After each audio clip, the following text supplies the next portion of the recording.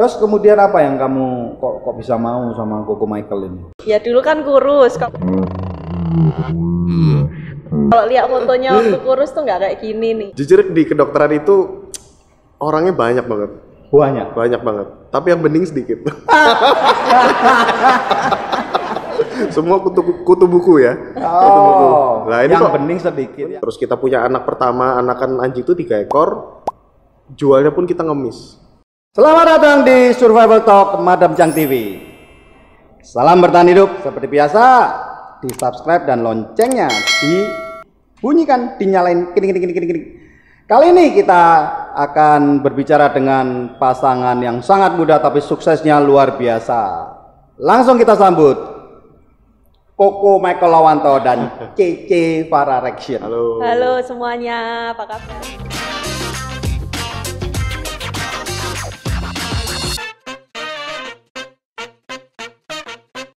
Oke, dan kemudian password titik baliknya kok bisa sampai seperti hari ini di mana? Titik baliknya saat kita memutuskan jual anjing, kita mulai bisnis yang jualan snack ayam ini.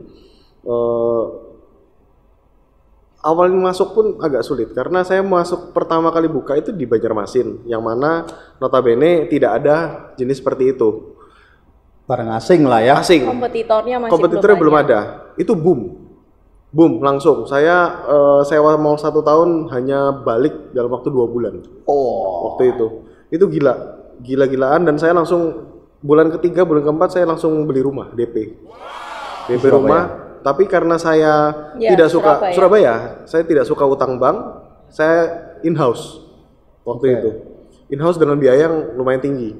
Per bulannya bisa sampai 40 jutaan waktu itu.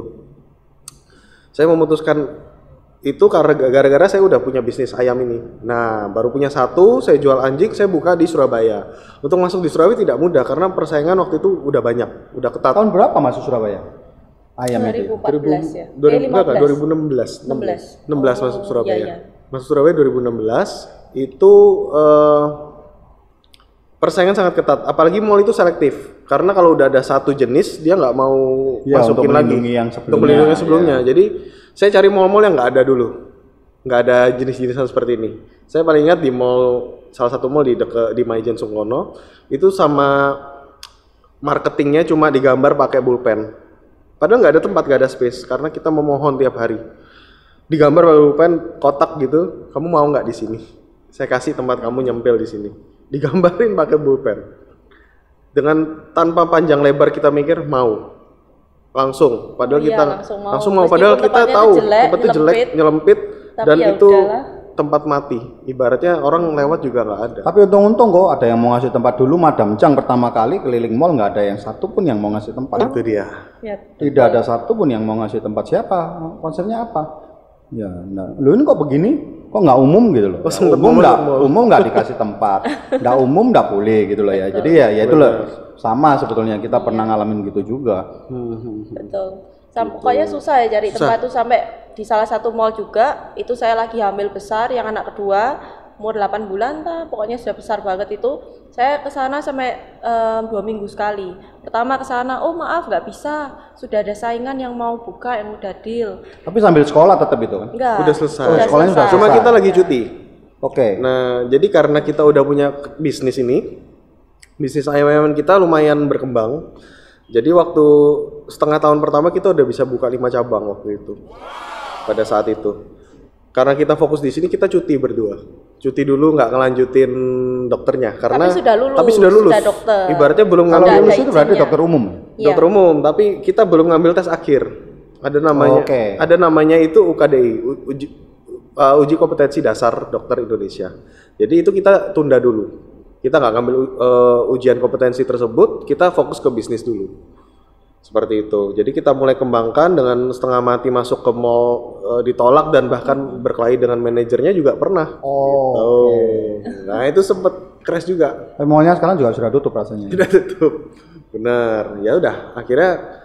Padahal tapi waktu itu siapa yang nggak kepingin ke situ ya? Iya. Itu kalau sudah hari Jumat, Sabtu, Minggu itu orang Surabaya ke sana semua cari orang ganteng, cari orang ayu, orang gendut, orang kurus, semua tumplek-blek. Ya. Bener. Seperti itu. Nah dari ayam-ayaman kita lumayan berkembang pesat. terus mulai masuk banyak franchise. Ya puji Tuhan sampai sekarang yang saya pegang sendiri 15 cabang, tapi franchise kita ada sampai 36. Ini lebih pakar di bidang F&B daripada Madam Chang. Ya, enggak lah. Iya. Mini stall, 2x2 doang. Mini stall kalau 30 kok. Ya awal mula di situ sih. Nah, setelah kita ayam-ayaman kita udah oke, kita bisa lumayan tinggalin. Ibaratnya zona nyamannya kita lah, kita udah bisa jalan-jalan pun mereka udah jalan. Kita baru ngembangin dokternya. Kembali lagi. Oh, ini yang kita sekolah. Tapi dari lulus dokter umum untuk menjadi dokter kecantikan ini sekolah berapa lagi? Berapa lama lagi? Jadi gini, kecantikan tersebut itu area abu-abu. Artinya bukan ranahnya dokter umum juga bukan ranahnya dokter kulit. Oh, asal tidak melakukan bedah ya? Benar, kalau bedah itu masuknya ke dokter bedah. Udah kecantikan enggak ya? Yuk nggak masuk di situ. Benar. Ya, kecantikannya. Jadi ya. ranahnya kecantikan tuh punyanya umum dan kulit Mas Ian. Oh, oke. Gitu. Tapi dokter kulit sendiri kurikulumnya tersebut barusan aja ada setahun 2 tahun terakhir ini tentang estetik. Jadi bukan dermatologisnya ya? Bukan. Estetiknya ya? Estetiknya. Jadi kulit kelamin itu sendiri sebenarnya menjurusnya ke penyakitnya. Penyakit kulit dan kelamin. Nah, untuk kecantikan sendiri belum. Kalau dermatologisnya itu lebih ke arah kelamin dan penyakit kulitnya, benar. Jadi untuk ngambil kecantikan itu bukan dibutuhkan sekolah yang terlalu tinggi atau lama gitu, enggak. Kita hanya ngambil beberapa course yang mana 2 bulan, sebulan seperti itu. Cuma mungkin banyak yang diambil. Ya, sampai ke Korea. Sampai ke Korea juga pernah gitu kan. Seperti itu. Tapi itu resmi dari Surabaya, dari ID, maksudnya ID Surabaya yang ngirim ke sana. Jadi bukan yang kita cuma ngambil ke sana terus daftar sendiri, enggak. Tapi kita daftarnya dari sini resmi. Oh, loh kalau orang mau praktek kedokteran kan ada izinnya ya, izin dari ID kan. Tapi kalau untuk seperti rumah kecantikan gitu juga ada ID-nya juga. Ada. Iya. Tapi ada nggak sih di Surabaya nggak punya izin itu? Banyak. Kok dibiarin? Banyak. Iya. Atau belum tahu? Atau belum ditindak? Ya. Belum ketahuan kemungkinan. Belum lagi ada yang di rumah-rumah kan? Banyak. Oh iya, nggak boleh. Banyak sekali. Itu harus bentuk klinik kan? Banyak. Terutama pasien-pasien yang saat ini kita tanganin pun banyak korban-korban mereka. Jadi perbedaan dokter sama mereka yang ngerjain abal-abal lah istilahnya ya, dokteroid. Istilahnya dokteroid yang berlagak dokter. Mungkin mereka lebih pintar dari skill karena mereka mungkin sering melakukan. Tapi perbedaannya kita sama mereka, kalau ada komplikasi atau ada masalah mereka mungkin kabur. Kalau kita bisa nangani. Ya mau cari di mana gitu loh ya. Mau diapain ya, bingung gimana. Tapi kalau kita dokter udah ngerti, oh ini kejadiannya seperti ini, kita bisa tanganin. Kamu menangnya itu karena kamu punya background kedokteran ya. Mungkin di luar sana ada dokter kecantikan sekarang yang tidak punya. Ada nggak yang tidak punya atau harus ada background kedokteran? Oh gitu, nggak boleh cuma sekedar misalkan saya nih tak lihat, Michael sama Farah nih bisnisnya enak, saya tak ke Korea aja les. Nggak bisa. Banyak yang seperti itu. Itu jadi dokteroid, itu dokter jadi dokteroid. Oh nggak boleh ya? Nggak boleh. Dan ID akhirnya tidak memberikan izin praktek ya? Nggak akan, karena kan bukan dokter. Gitu. Ini kan Ikatan Dokter Indonesia, jadi dokter yang bisa dapat izin. Bener. Jadi mereka yang mungkin mereka aji mumpung ya, mereka mungkin punya salon. Terus aji mumpung lihat pasiennya pengen ini pengen itu. Wah saya masih ingat dulu salon-salon itu pada suntik-suntik orang mukanya sampai wah bener. Iya. Kalau nggak salah 10-15 tahun yang lalu sampai ribut di mana-mana, korbannya sangat banyak itu ya. Iya. Itu dia. Nah kemudian sudah berapa tahun sudah mulai menikmati kesuksesan ini? Belum sukses lah, masih. Iya, kalau ditanya sukses sih, saya bingung jawabnya. Karena sukses tuh batasannya apa saya nggak tahu. Jujur. Batasannya beli jam itu sudah sukses. Kok jam berapa kok tolong kok? Kalau masih jamnya kayak gini nih berarti belum sukses. Waduh. Iya kan? Seriously ya toh. Perjalanan hidup yang sangat luar biasa, terus mulai enak, bisa. Gini loh, artinya begini, orang sukses menurut saya itu gini ya. Kalau sukses dalam arti keuangan, dalam satu hierarki ya, dalam satu hierarki itu manusia pertama itu memenuhi kebutuhan dasar kehidupan manusia, kebutuhan primernya. Ketika orang itu tidak bisa mencukupi kebutuhan primernya, dia kan tidak masuk kebutuhan sekunder. Tapi kan kamu sudah bermain di tersier ini. Ya kan? Ya, maksudnya gini, kalau beli jam, ini jam yang cuma sekedar bisa sebagai fungsi waktu, berarti saya belinya ini pun juga bukan primer, karena ada yang masih jauh lebih murah daripada ini dan mungkin lebih kuat yang fungsinya hanya cuma waktu, berarti saya beli itu untuk kebutuhannya. Tapi ini mungkin ya rada modis sedikit, ini sekunder, tapi jamnya kamu kan sudah jam tersier, maksudnya begitu ya. Berarti kamu sudah 2 level di atas orang rata-rata dalam membeli jam. Nah, mulai kapan hobi-hobi seperti itu sudah bisa fulfill? Kalau misalkan contoh lagi nih, beli sepeda. Kalau beli sepeda kan ada yang 1 jutaan toh. Iya toh. Nah, itu orang sepeda untuk transportasi, untuk ngantar susu, ngantar koran dan semuanya kan tidak butuh sepeda yang sampai ratusan juta ya. Nah, kamu bermain kan sudah di next level terus, main di tersier. Lah kalau orang tidak sukses financial, mana mungkin gitu loh. Nah, untuk ya benar kan ya. Benar. Iya. Jadi teori ini benar-benar terjadi.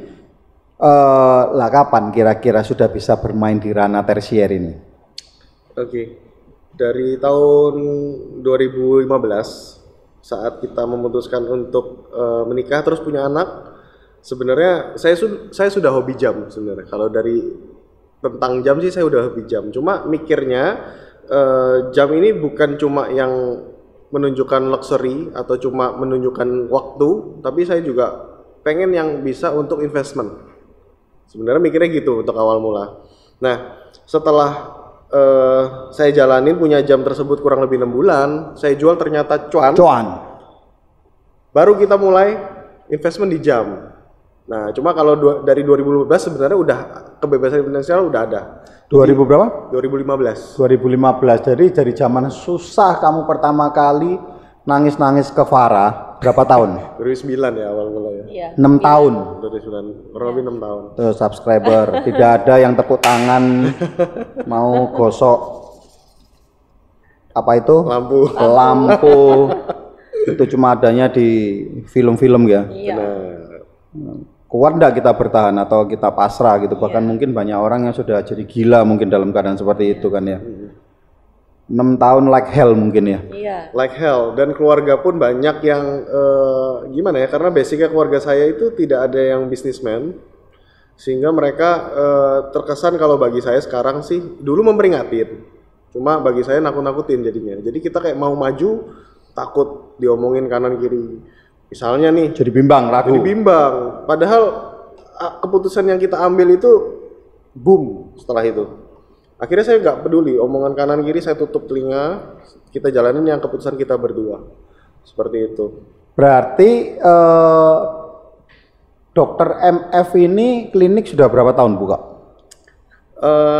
Kalau Dokter MF sendiri udah 3 tahun. 3 tahun. 3 tahun. 3 tahun, and congratulations buat new outletnya ya. Di saat pandemi orang kerja susah, kamu buka klinik baru ya. Terima kasih. Udah berapa? 3 bulan? Kalau yang baru renovasi, baru pindah ini kurang lebih dari Oktober ya. Oktober. Oh, baru 2 bulan ya? Baru 2 bulan, baru pindah. Sebelumnya udah buka, tapi ya ini ada cerita lagi sebenarnya. Jadi kita buka tuh nggak langsung semesta nyari ruko besar apa gitu, enggak. Ini yang kedua ya? Enggak. Ini yang pertama sebenarnya. Enggak, I mean pindah ke berapa? Oh, pindah ke 3. Ketiga. 3 ya? 3 Iya. kali. Ketiga kali. Oh, jadi enggak kucuk-kucuk besar gitu kan? Enggak. Karena kita tipe orang yang memang tes pasar dulu. Oke, ini menarik. Kembali lagi. Dulu beli anjing itu sampai towo-towo kemana-mana, ngemis-ngemis gitu. Nah, kalau untuk pasien pertama siapa? 01. Masih ingat nggak? Siapa yang mau dipercayain? Dulu juga ngemis-ngemis. Ayo, kamu tak bikin ganteng. Kamu. Saudara sama orang tua yang dicoba pertama kali. Terus mereka nyebarin ke teman-temannya, baru teman-temannya mulai. Oke, prosesnya lebih sulit mana? Jualan anjing atau cari pasien di awal-awal? Kalau awal-awal ya jualan anjing lebih sulit. Iya, jualan anjing lebih sulit. Karena kan kita sampai keliling parkiran, nyebar brosur. Apa karena kamu sudah punya nama mungkin waktu itu? Nggak ada, kita nggak ada nama. Kita nggak ada nama. Ketika kamu jadi dokter, kamu sudah punya nama. Oh, ini dulu yang. Enggak juga. Juga sama-sama nulnya ya. Sama anjing ya. Ada hubungannya sama. Oh, jadi ternyata untuk mencari pasien atau mencari customer atau apa itu? Klien ya? Pasien itu ternyata lebih mudah daripada jual anjing. Oh, kalau anjing susah banget. Susah banget. Kita sampai muka tebel dah. Oh, karena mungkin karena ini masalah hobi ya. Hobi dan kalau juga cantik ini kebutuhan ya. Oh, oke Kayaknya ya. gitu. Ya, kayaknya gitu. Iya. Dan lagi anjing kan juga untuk kalangan tertentu. Tidak Iya. semua orang bisa. Oke, kalau Ini lebih menyeluruh. Kalau ini lebih I agree. Ini menurut saya loh ya, menurut saya kalau saya ngamatin ya. Bisnis kebutuhan hidup. Karena kecantikan sekarang ini di zaman yang sudah lebih enak ini merupakan satu kebutuhan. Hobi memang rada susah, tapi hobi kadang-kadang tidak punya nilai. Iya. Kalau suka ya nopet ya dibayar anjing gitu loh ya. Iya, betul. Betul. Ada bahkan anjingnya teman saya yang ditawar 1,5 M nggak dilepas. Iya. benar. Hobi. Hobi kan. Betul. Oke. Iya. Masa yang paling sulit membesarkan klinik apa? Awal-awal pasti paling sulit. Untuk menjaga konsistensi kualitas dan juga harga. Karena persaingan juga banyak. Surabaya ada berapa klinik sih? Nggak bisa ngitung ya, banyak sekali. Yang resmi artinya, yang resmi ya. Kalau nggak resmi, Di daerah saya aja mungkin 1-2 kilo ketemu 1-2 kamu di timur sini kan? di barat. Oh di barat. Di Maijen. Banyak banget. Banyak banget. 1 kilo aja ketemu lagi klinik lain. 200 ada di Surabaya? Mungkin ada. Really? Iya, banyak banget. Banyak banget. Resmi loh ya. Resmi pun banyak banget. Banyak banget. Dan rata-rata rame nggak? Nggak tahu ya. Tahu kita nggak pernah survei soalnya. Nggak ada waktu buat survei. Jadi api mata-mata lah. Oke, kembali lagi nih. Dulu pada waktu nggak punya duit lebih bisa barengan, ya toh. Sekarang lebih banyak duit, lebih banyak romantiknya atau lebih banyak berantemnya lagi? Oh, nggak pernah berantem. Kalau berantem udah nggak pernah. Sudah nggak pernah. Sudah towo cerita. Siapa yang pasang bendera putih? Sudah kita tobat aja, jangan gini-gini lagi. Dua-duanya bareng. Dua-duanya. Dua-duanya udah sadar lah. Fokus visi dan misinya apa. Karena dengan kelahi kan kita nggak bisa nyelesain masalah.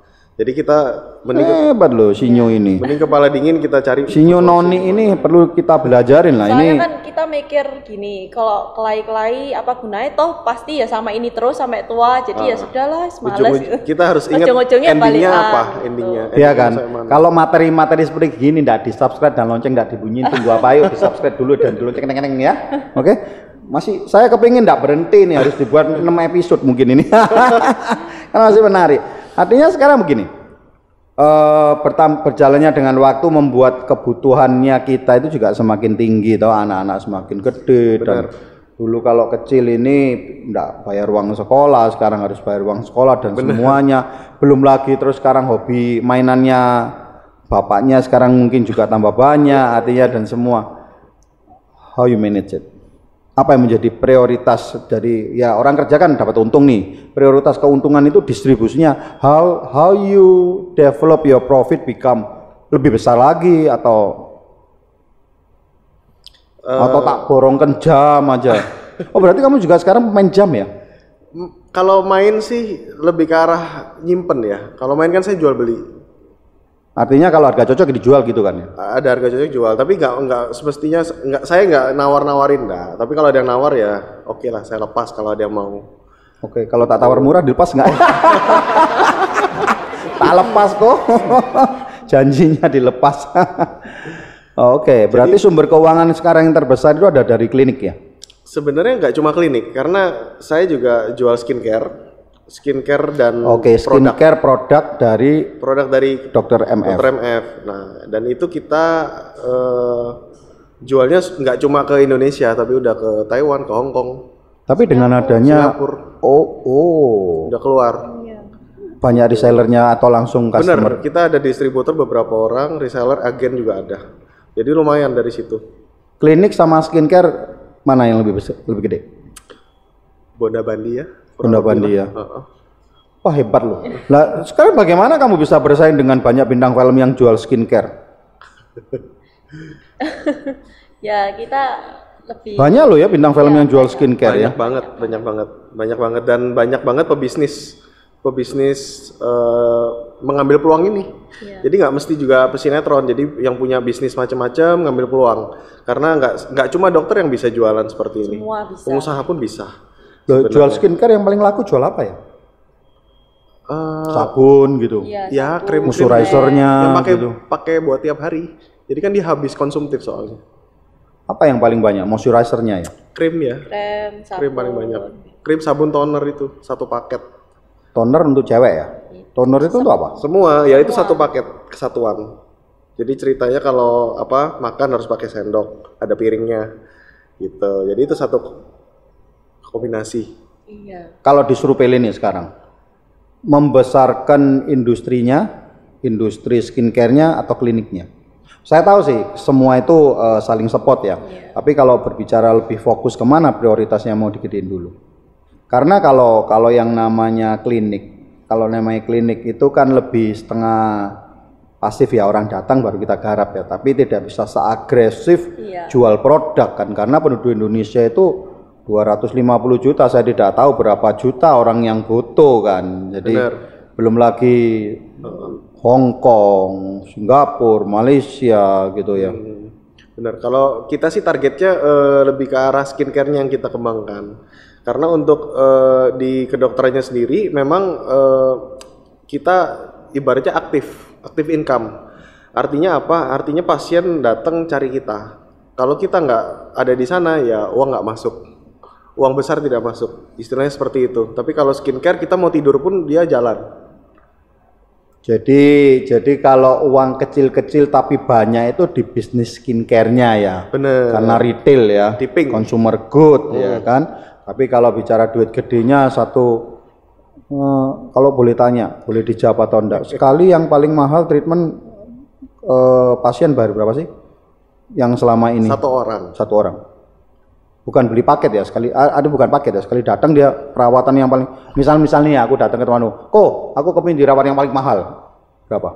Sebenarnya gini, untuk hal tersebut tidak ada patokan karena sesuai kebutuhan. Misalnya satu pasien kebutuhannya tidak terlalu banyak ya bayarnya mereka tidak terlalu mahal. Misalnya cuma satu treatment, mau hidup. Tergantung dengan kondisi kebutuhannya wajahnya. Dan mereka pengen diapain gitu. Tapi kan ada nih orang yang datang sudah cantik, sudah ganteng, kulitnya sudah bagus, tapi kepingin aja tetap dirawat. Bener. Itu lebih simpel. Itu paling cuma main laser aja, murah. Lebih murah ya? Murah meriah. Oh jadi kayak aku ini yang habis banyak mungkin ya. Oke. Sulit nggak membagi waktu sekarang? Sangat ya. Iya. Sangat sulit. Saya ini jujur iri sama Papa Chang. Iri banget. Cuma mungkin belum ke tahap situ, belum ke level situ. Mungkin waktu mudanya juga sulit. Maksudnya gini, waktunya produktif banget mungkin. Sekarang saya lihat Papa Chang kalau liburan tuh lama. Sekali liburan lama. Dulu zamannya sebelum pandemi, sekali ke Amerika 1 bulan. Ya toh, 1,5 bulan. Saya pengen loh kayak gitu. Bagi saya kesuksesan itu ya kayak gitu. Kebebasan. Tapi gini loh ya, kalau saya ini sering ngobrol sama temen-temen nih. Bapak Chang, enak ya, aku kepingin loh. Belum tentu kamu bisa menikmati loh. Karena hobinya bisa beda. Benar. Saya punya temen itu hobinya, kalau dia ngantor mulai pagi dan pulangnya tengah malam, ya, itu dia hobi. Dia kalau pergi keluar kota, dia menderita. Nah terus dia selalu ngomong sama saya, loh nggak bisa, itu hobimu memang mencari kesibukan dan kamu merasa hidup ini berarti ketika kamu ada di kantormu. Tapi bagi saya itu adalah orang petualang. Saya itu suka kalau petualang gitu loh ya. Jadi traveling. Iya lah, satu hari juga ada nih teman saya ini, teman cukup baik, mamanya dia ajak datang ke tempat saya. Kita ngobrol di Madam Chang Darmo Permai ini. Mamiku ngomong supaya bisa jalan-jalan di usianya. Lalu aku tanya, Ai ini suka apa? Aku ini suka kerja. Ya sudah, tak bilang anaknya, jangan dipaksa. Dia holiday stress. Bener. Holiday stress. Jadi nggak usah dipaksa holiday. Ya tapi kan namanya anak kan kepingin ngasih. Ya sudah kasih, mau berangkat. Loh, masa sih kita mau ngasih hadiah bikin orang lebih stres kan? Ya enggak kan? Bener. Ya sebetulnya tinggal aja what you want gitu loh. Nah kita kebetulan ya emang suka traveling juga. Kita suka traveling. Cuma mungkin karena kita lagi bangun kliniknya ini yang ditonjolkan dokter MF-nya, yaitu saya dan istri saya. Jadi pasien-pasien memang rata-rata datang cari kitanya. Jadi kalau kita tinggal 2 minggu gitu, misalnya kita keluar negeri 2 minggu, itu udah sebelum kita berangkat sampai seminggu 2 minggu. Kadang-kadang orang nggak mau dipegang orang lain ya. Nggak mau dipegang sama dokter yang lain. Padahal saya punya dokter juga.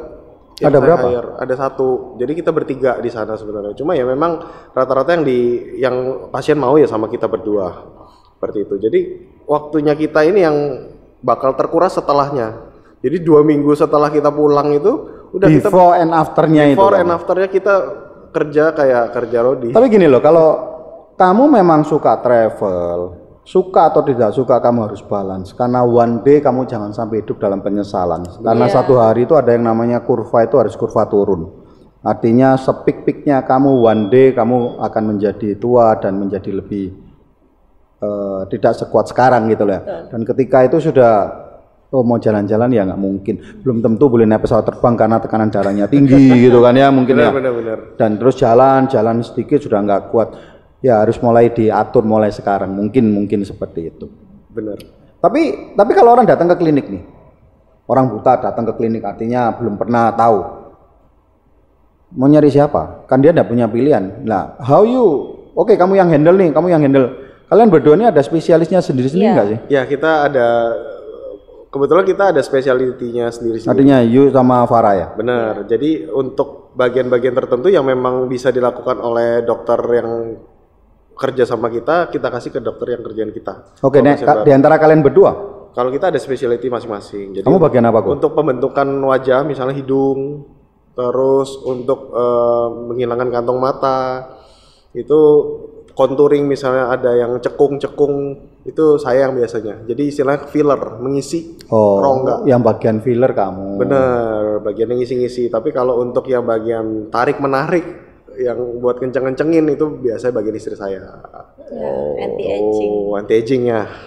Itu sih. Pernah nggak diskusi dengan satu pakar feng shui, orang yang mengerti, kalau ini orang lebih dibikin hoki, nanti di feel-nya jadi lebih ada bekal. Ya sekalian ini bukan cuma estetik ya, bukan cuma, tetapi ini bisa mempengaruhi rubah nasib gitu loh ya. Pernah nggak? Kalau untuk ada nggak ilmu gitu sih? Konsultasi ke feng shui kita nggak pernah. Kalau ininya cowok mungkin kurang gimana, ini harus dibuat gimana supaya lebih hoki gitu, lebih bersinar. Ada nggak ya? Cuma gitu untuk pasien ada beberapa yang minta seperti itu. Jadi misalnya hidung saya tuh pengen betet, bikin betet ya. Jadi hidungnya padahal udah bagus, pengen dibikin betet. Soalnya wait. Bagaimana caranya membuat hidung betet kalau hidungnya memang kayak babi awalnya? Bisa di filler aja. Bisa dibentuk. I'm sorry loh ya, hidung babi itu dalam arti sudah pesek tapi lubangnya ke depan gitu. Kan ada kan? Ya apa sudah betet kan mancung terus turun gitu. Masa di filler tuh bisa panjang? Jadi filler itu kan mekanismenya mengisi rongga yang kosong. Jadi sebenarnya bagian hidung ini ada beberapa rongga yang kosong yang masih bisa diisi. Jadi bisa panjang? Bisa. Kalau untuk panjang yang banget enggak. Tapi kalau untuk dibikin agak turun gitu masih bisa. Nah kalau orang yang lubangnya kelihatan terus mau diturunkan juga bisa? Bisa, tapi tidak bisa maksimal ya? Banget. Bisa mengurangi lah, tapi tidak bisa maksimal. Oke nih. Kerjasama dengan pasangan itu kamu sudah jalanin berapa tahun berarti itu ya? Dari awal ya? Dari awal pacaran. Kira-kira pacaran 11 tahun lah. 10-11 tahun ya? Iya. 11 tahun. Sampai sudah ngerti pikirannya tuh sudah nyambung, nggak perlu ngomong pun sudah dilakukan. Kadang dia ngomong apa, sudah kok. Udah dilakuin. Yang terberat kalau sekarang di saat kondisi keuangan yang sekarang, kerja dengan pasangan yang tersulit apa? Nggak ada ya. Saat ini kalau yang tersulit buat kita berdua sih nggak ada. Sulitnya kalau pisah ya. Sulitnya kalau cuma waktu sama anak yang banyak habis.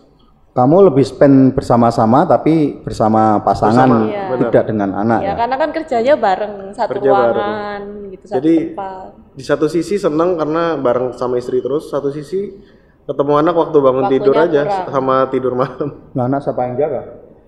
Ada yang jaga.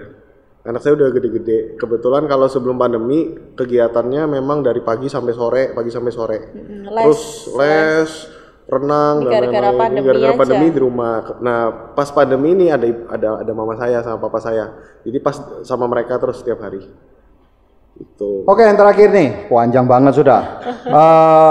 Bisnisnya selain klinik, terus skincare, jual beli jam, terus apa lagi? Ayam itu.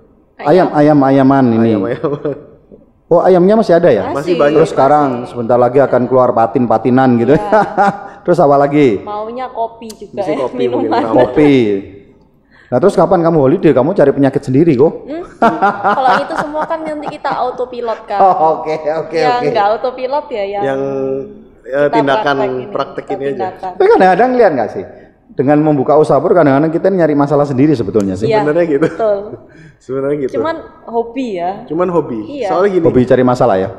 Hobi. Dan kemudian bisa solve it dan jadi duit kan maksudnya. Iya. Kalau nggak gimana ya? Dibilang cari masalah juga sebenarnya iya. Tapi kalau nggak ada masalah bingung juga hidup ini jadi hambar. Kalau nganggur malah bingung. Malah kayak nggak kebiasaan nganggur. Kayak bisa hari Selasa saya libur misalnya.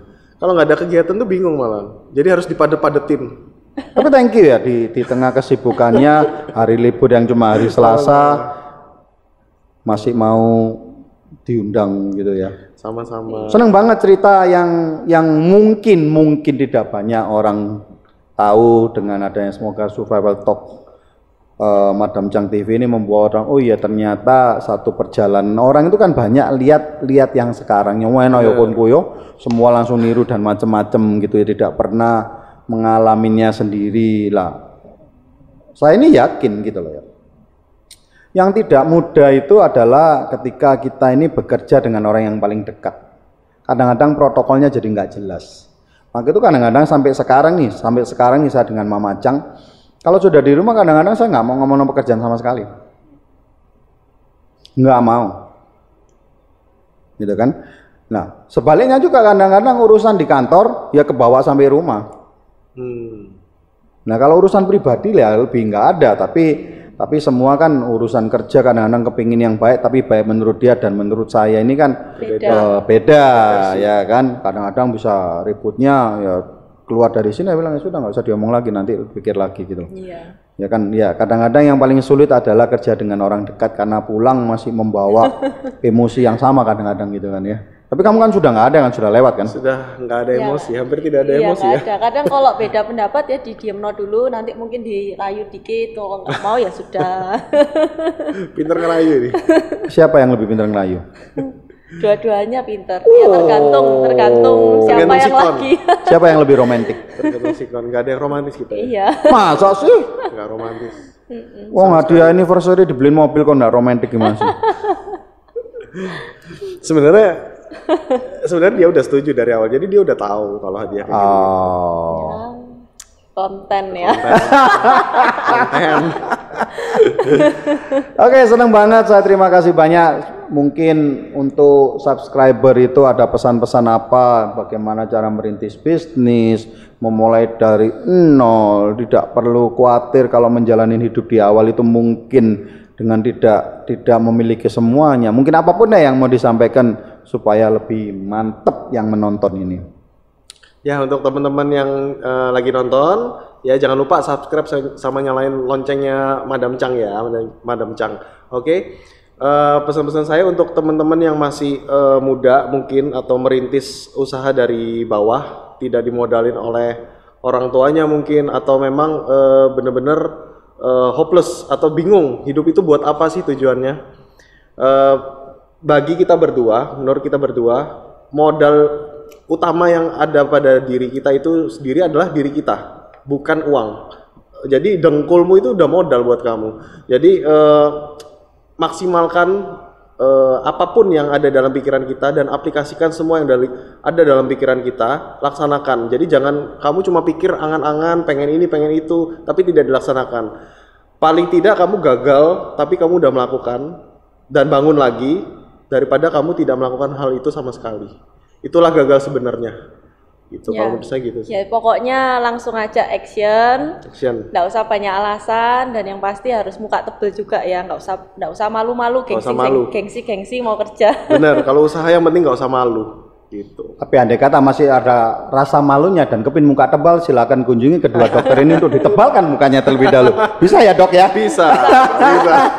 Oke, luar biasa. Thank you. Ingat ya, kalau kamu punya dengkul jangan omdoh gitu ya. Iya. Kecuali nggak punya dengkul ya. Oke. Terima kasih, sukses selalu apapun impiannya. Semoga satu hari saya bisa main-main ke situ, ya toh. Satu hari bisa melihat lagi bisnis kamu yang baru-baru lagi. Dan jangan lupa ngundang saya kali ini. Amin. Amin. Sukses semuanya, sehat-sehat selalu. Anak-anak sehat-sehat dan pendidikannya semua lancar. apapun yang diinginkan pasti tercapai dengan gaya-gaya seperti ini. Amin. Terima kasih. Thank you. Salam bertahan hidup. Ya, Salam bertahan hidup. Jangan lupa subscribe. Salam bertahan hidup.